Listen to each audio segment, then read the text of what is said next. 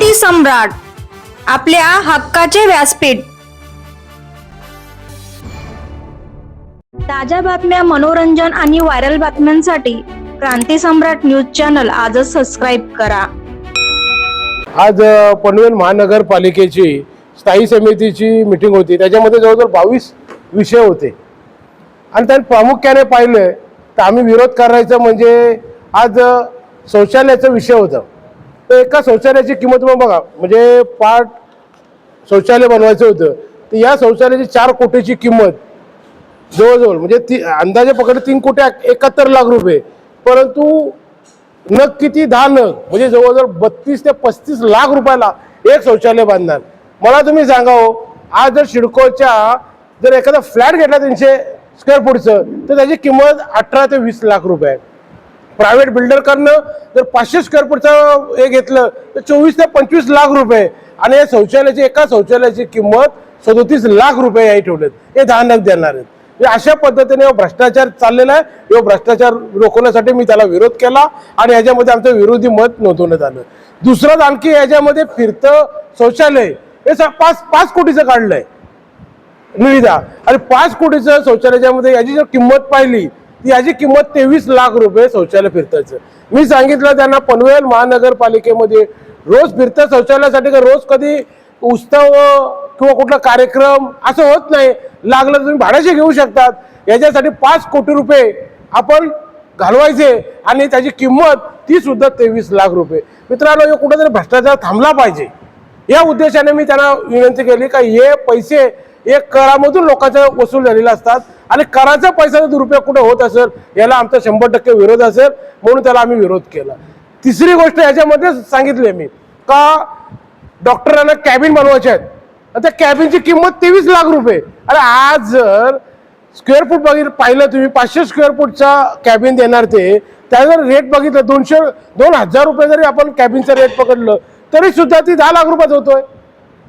मग याला मी निर्देशनात आणून दिलं बाबा अशा पद्धतीने तुम्ही हे चाललंय हे कुठं तरी थांबला पाहिजे, म्हणून या सर्व गोष्टीला विरोध केला। आणि चौथी गोष्ट तर आणखी मजेशीर गोष्ट आहे, तुम्ही जर आंबेडकर भवन पासून जर छत्रपती शिवाजी महाराजांच्या पर्यंत जो रोड आहे त्या डिवायडर बघितलं, आजही तुम्हाला तिथे लाईट दिसेल। त्या लाईटचं 70 लाख रुपयाचं टेंडर काढलंय। का काढलंय ना, आम्हाला सुशोभीकरण दिसला पाहिजे। अरे बाबा, तुमच्या घरचे पैसे नाही आहेत, हे पैसे महानगरपालिकेच्या करदात्यांचे पैसे आहेत।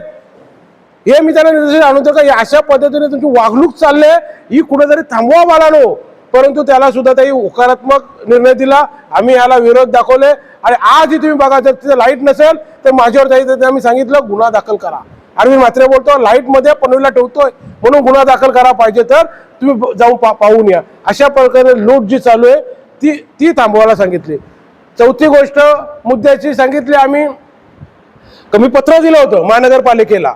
यांना अगोदर का स्टँडिंग कमिटीची मीटिंग मध्ये एखाद्या अधिकाऱ्याला बोलवायचे असेल तर नियमानुसार मी त्यांना मीटिंग मध्ये हजर राहण्यासाठी अधिकाऱ्यांना बोलवून घेतलं, परंतु ते अधिकारी हजर होते, परंतु स्थायी समितीचे अध्यक्ष सन्मान्य बबन मुकादम यांनी मीटिंग मध्ये ते विषय घेऊन दिला नाही आणि मीटिंग थांबवण्यात आली।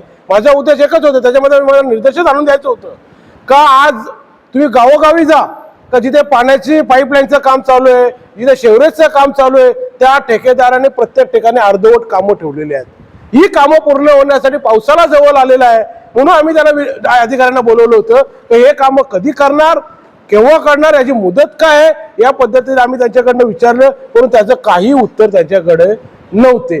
दुसरी गोष्ट आम्ही सांगितलं आजही तुम्ही चेक करून बघा का जे सिग्नलचं कॉन्ट्रॅक्ट 200 कोटी रुपयाचं काम दिलंय, किती 200 कोटी रुपयाचं, आणि त्या सिग्नलच्या कॉन्ट्रॅक्टरनी 2 इंच फक्त लाईन टाकलंय।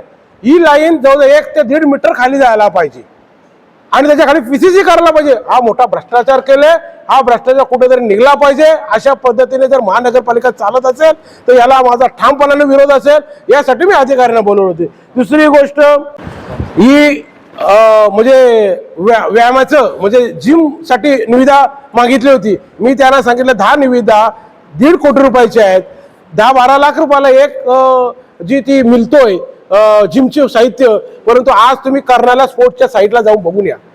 ती रस्त्यावर पडू नये ही दाखवलं चित्र तुम्हाला दिले. आज तुम्ही प्रांत ऑफिस कडनं जर जाऊन आले तर त्या रोडला पहा तुम्ही, तिथेही सुद्धा आज या जिम पडू नये. मी त्यांना तेच सांगितलं, या जिम जर वापरण्यात आणून त्या जिथे अवेलेबल नाहीये, ज्यांना गरज आहे, जो नगरसेवक मागणी करतोय, मी 1 महिन्यापासून मागणी करतोय, माझ्याकडे पाठवून द्या, परंतु त्यांना त्याच्यामध्ये गांभीर्य नाही. त्यांना गांभीर्य कुठल्या याच्यामध्ये टेंडर काढणे आणि निविदा पास करणे हे कुठेतरी थांबलं पाहिजेत. म्हणून मी त्यांना हे केलं. दुसरं बस थांब. अहो तुम्ही सांगा, जवळजवळ मी यांना पत्र देऊन 1.5 महिना झाला का पनवेल महानगरपालिकेमध्ये बस ताबे किती आहेत त्याची मला माहिती द्या.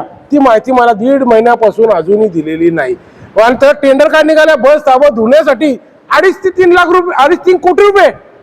अरे बाबा, धुण्यासाठी 2.5 कोटी रुपये वर्षाला. मग मी सांगितलं का तो रोज सकाळ दुपार संध्याकाळ रात्रभर का ते धुवायला ठेवणार आहात का तुम्ही? 2.5 कोटी रुपये वर्षाचे घालवायचे.